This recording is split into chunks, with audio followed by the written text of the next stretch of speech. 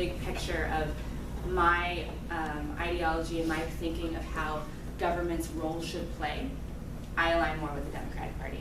I believe that government should be there to not support people. I think people can be need to have self-responsibility for a lot of things, but I think as Americans, one of the benefits of being here is that we shouldn't be starving. We shouldn't be struggling so bad.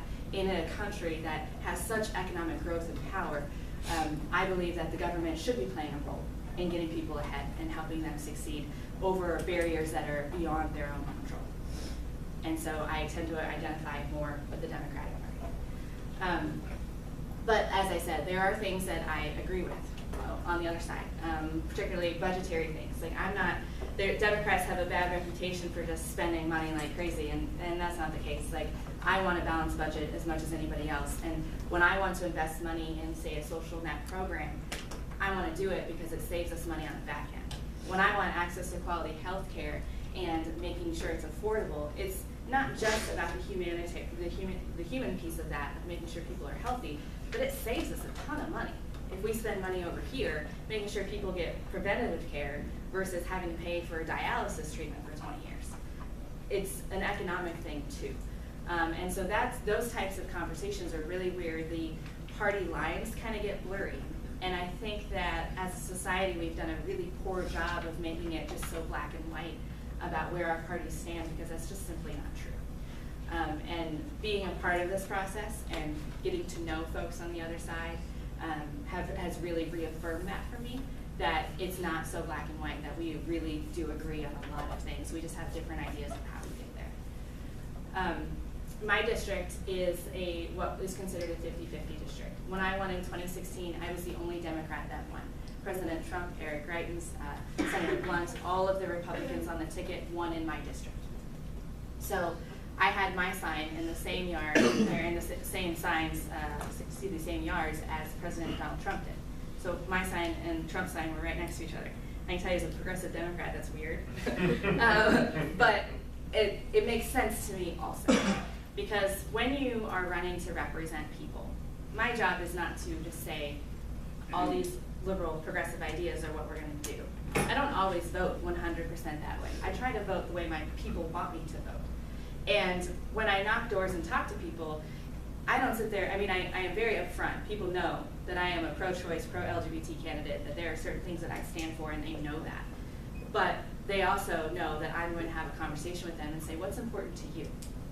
And I can tell you that in our district, and I bet you it's throughout the entire state of Missouri, most people want the same things. They want to be able to go to work, pay their bills, not worry about whether or not they can pay their bills when they're working full time. They want their kids' lives to be better than theirs. They want their parents to be able to die with dignity, and they want a retirement. That's what everybody wants. And it doesn't matter if you're a Democrat or Republican. Folks are all worried about the same things. Now, yes, there are the fringe issues that people are really worried about. You talk to some women, they're super worried about things that are going on in the federal level. You talk about to certain business owners, and they're really worried about Democrats taking over and killing small businesses, or whatever the stereotypes may be. Those things exist. But when you knock door to door and have conversations with people and simply say, hey, I'm your state rep, what can I do for you? They say a lot of the same stuff. And so I try really hard as a state representative to know what my people want me to do. I send out surveys, I do polling, I'm on every social media platform that exists, except for LinkedIn, I hate that one. But I'm on Snapchat, I do all of those things, and people can reach me in any of those capacities.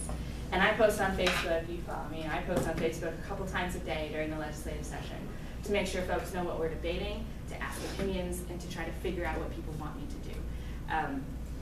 I make a lot of phone calls when bills are coming through. We had one dealing with the airport, and I know nothing about the airport. The first step about being a good state representative is being able to admit when you know nothing about something. And I try to do that a lot. I know nothing about the airport and the economic impacts of that. And so we had a bill dealing with our airport, and I called the airport administrators. But then I also called the city council folks to get their opinion on the same bill, to try to get both sides of the conversation. And I tried hard to do that. I think a lot of our representatives do, not everyone does, but a lot of our folks do try to do that, and I think that's super important. And I think all of those things are part of why I won this district in a time when no other Democrat did. because it's not so much about party, it's about people. And I try to keep that forthright when I'm talking with the individuals in the district. So that's a little bit about me, about what I've gone through the first 2 years that I'm there. I want to run again, and I am running again because I love the work. It's hard. It's hard to be away from your family for four days out of the week for 5 months out of the year. I leave my husband and kids here when I go to Jeff City. I live in a terrible apartment that's worse than when I was in college, and I share that with another state representative. And I don't eat a lot. I lose about 15 pounds whenever I'm there because you don't have time to eat or pee. It's hard. It's hard work. It's a lot of pressure when you're dealing with people's lives. But I really enjoy what I do. I feel like I'm decent at it. Hopefully the people will agree and send me back to Jeff City. But it's, I hope to do this for as long as people will continue to elect me. So I got a couple questions for you. First of all, thank you for taking the time to speak to us.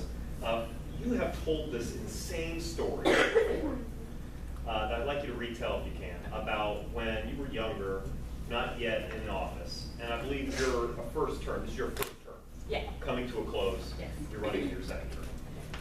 You told this story once about visiting the General Assembly and watching a vote occur, and that it was very startling to you because they did not vote exactly the way you thought, just textbooks legislators voted. Do you know what I'm referring to? Well, there's two stories I tell, so I'm trying to decide if it was the dessert story. Oh, no, it's okay. not that one. I would remember that okay, one. because there's a really ridiculous Go ahead, what dessert story?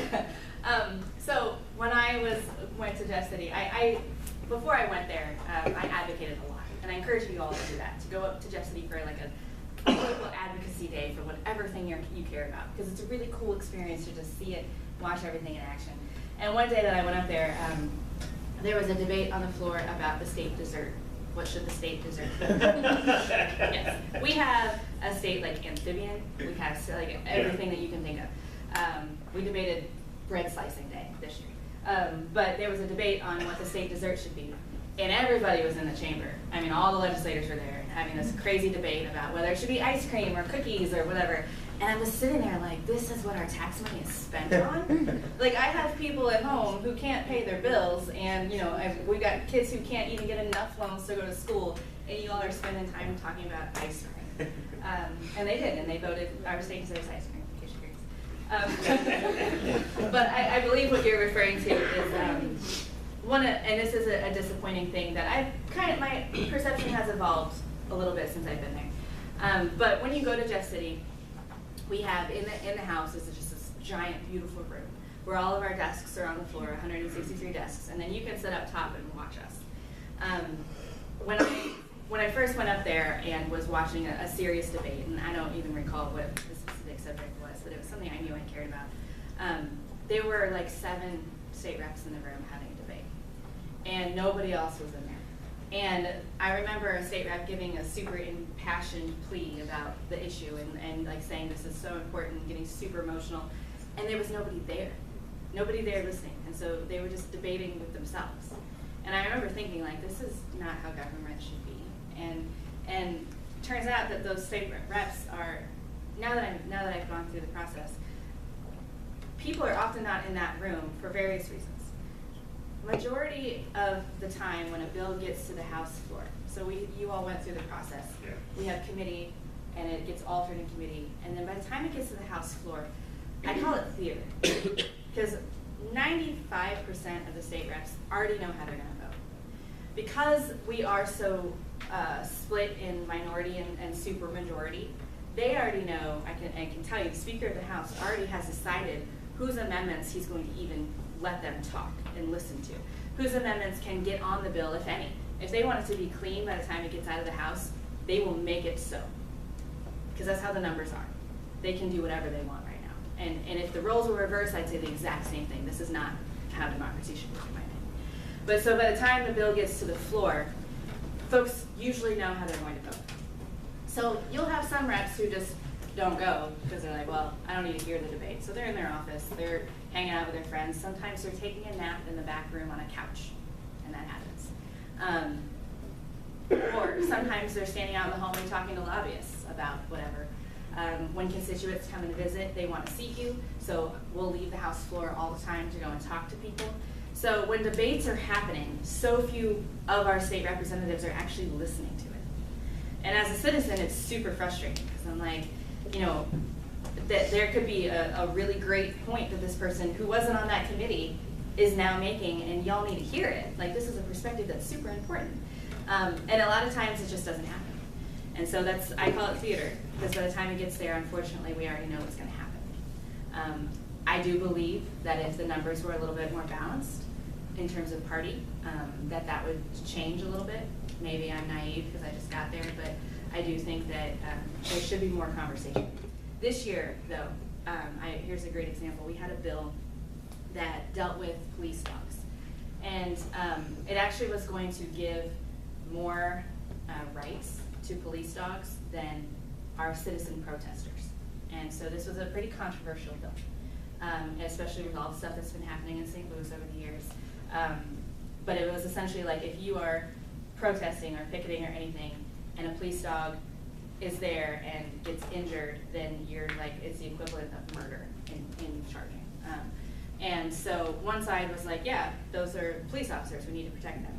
And the other side is like, yeah, but you know, we have a right to our free speech and protesting, and people get beaten up, and you know, all of the other side arguments about that. But at the end of the day, it was that you can be jailed for protesting. That happens all the time, we know that. And the rights were not equivalent in terms of dog versus human. And so it was a heated debate. But walking into that, we all knew, you know, from the Democrat side, we know this bill's going to pass. Let's try to make some amendments that make it a little bit better for people and their First Amendment rights. But we expected that bill to go through. And for the first time, and this was my second year, for the first time in Jefferson City, I saw a debate on the floor that actually was a debate. And we talked for hours, and different sides had different opinions. And it ended with a black Republican legislator killed the bill. And he stood up and told his story as an African-American male. And it was just an amazing debate to watch, because people were actually listening for really one of the first times. And I don't want to overgeneralize that. People do listen. But this time, like, you could hear a pen fall in that room, which never happens. And we saw people's minds change on both sides and came to an agreement. And it failed, like, overwhelmingly. And this was a bill that was planning on going just straight through, no amendments, and everything was going to be fine, and it failed overwhelmingly, which gives me hope that the process still is there and that we can really have an honest debate as policymakers versus party leaders. But we've got a long way to go. Go to the floor. If anybody has anything they'd like to ask her, we'll go to the floor, and then we'll ask a few more questions.